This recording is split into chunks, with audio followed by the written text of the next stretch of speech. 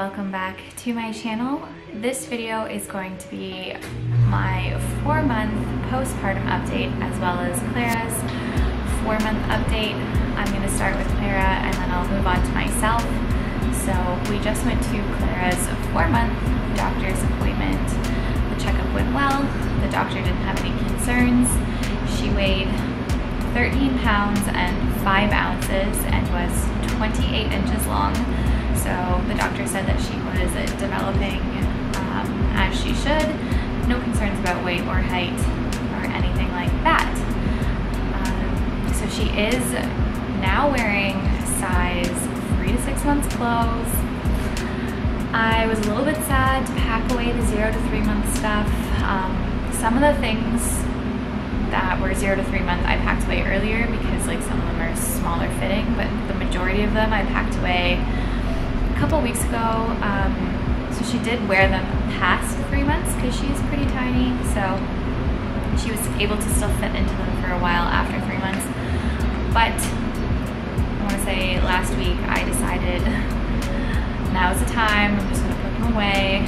She doesn't need to be wearing her 0 to 3 month clothes anymore. When they were like, they kind of fit, but they were a little bit too small, so they're all packed away now, and I was a little sad. Breastfeeding is going really well still. At one point I did think that my supply was starting to drop a little, so I tried to incorporate some more foods that helped with breast milk production. That was my only real concern. Clara has also started to show some interest in eating what we are eating.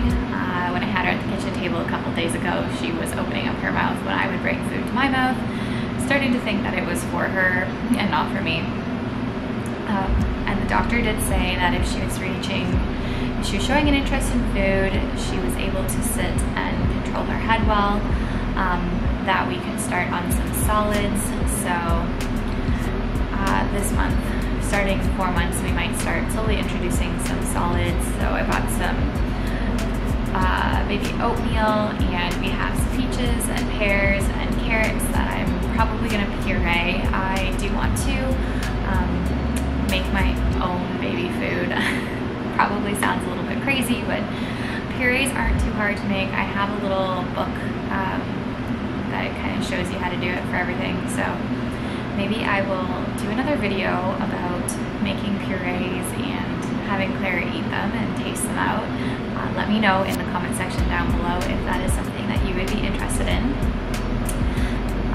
So we're going to start with some purees, and then once she gets a little bit older, I do plan on doing more of a baby-led weaning approach.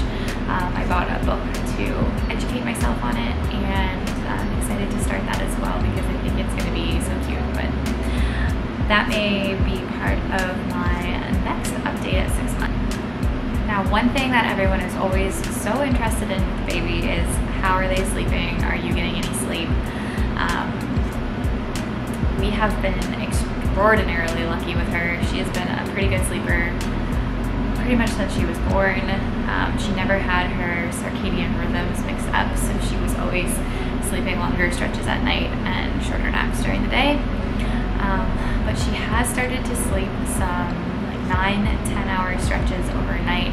Doesn't happen every night. Some nights she's up 3 times, some nights she's up once, and some nights I'm checking the monitor to make sure she's still alive.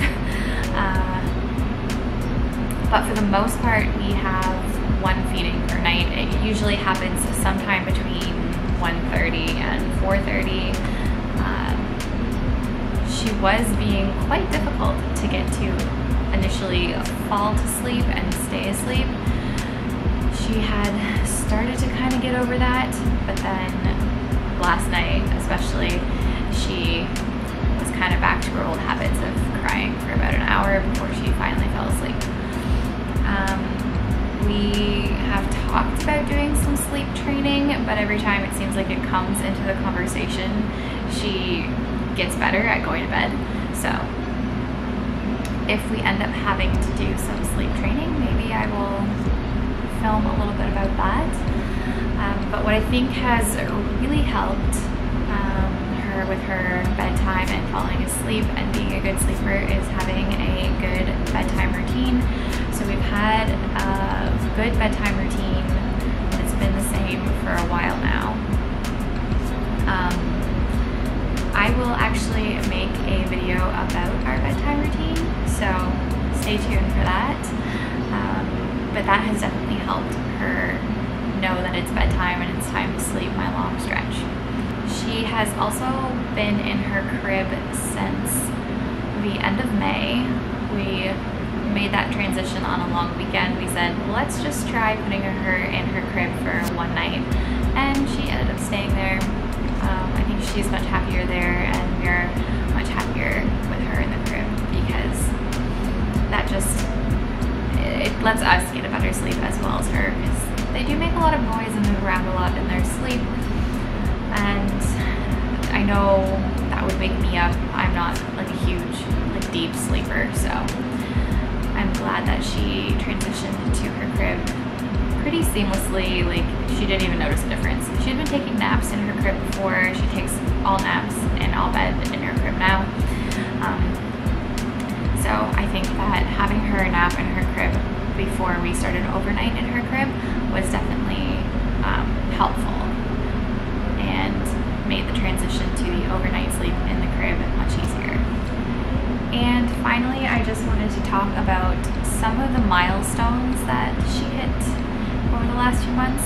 So she had already been rolling from her stomach to her back pretty early on, I want to say like around 2 months. But this month she learned how to go from her back to her stomach, and she loves rolling. She actually rolls over in her sleep now. She is a stomach sleeper. She loves to sleep on her tummy, and you put her down on her back and she immediately rolls over. Recently we have started trying to practice sitting so she can sit on her own. She's been doing pretty good at that. She still kind of flops side to side, but it's still a work in progress. I think she's still a little young to be sitting on her own anyways, but she loves to sit in her sit me up chair. She's got that pretty good, and she sits in her high chair as well. Around just before 3 months, we also started her in her jolly jumper. She was absolutely loving bouncing, so we'd hold her like this and she would just love to bounce up and down. So we decided to try her in jolly jumper, and it was a hit. She absolutely loves jumping in her jolly jumper, and I'm sure she would jump in it all day if I let her. Of course, I won't let her stay in it that long. She goes in it a couple times a day, especially because it's a really good way for her to wear off some energy in the evening, and it keeps her happy. So just trying to make sure she's happy. And we also have been getting some good laughs from her now too. She laughs a lot. She likes, especially when you pretend to eat her, she thinks that's really funny. So yeah, that's going to be my little update on Clara. So now for an update on myself. I have been feeling pretty good. I am back down to my pre-pregnancy weight now. So I did start working out with that postpartum workout plan. After that, I was going to do another like Chloe Ting challenge sort of thing. I ended up not doing it because I was looking into it, and a lot of those videos you needed about a good hour to complete them. And Clara's napping schedule hadn't really regulated by that point. She was taking shorter naps, so I wasn't guaranteed that I'd be able to work out and shower before she woke up.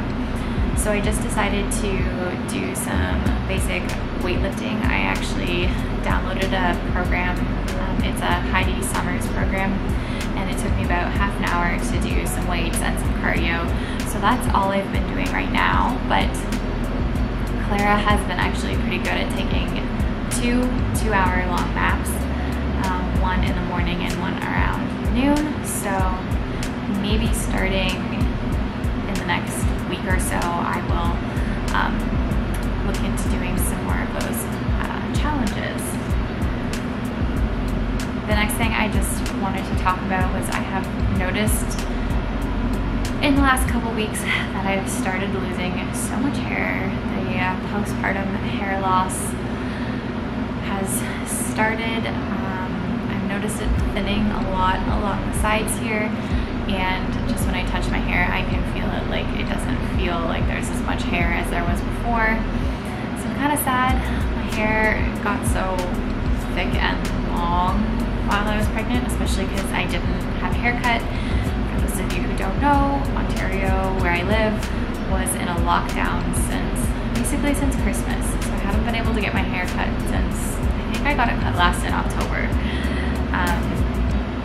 But I'm hoping that I can make an appointment soon. I am considering doing it like a good chop, like I'm talking like shoulder length.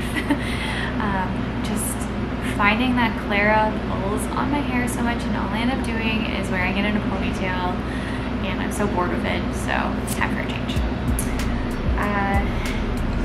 The next thing that I did want to talk about, which I was watching Health Nut Nutrition's videos, and she mentioned this, and I go, that's what's been happening. So I've noticed that my wrists and my elbow joints have started to hurt, like just kind of be sore, feel like almost arthritic. But I guess what they call it is mom wrist, and it's from picking up the baby and having your wrists in different positions that you're not normally used to. So there are a couple exercises that you can do to help with the mom wrist problems.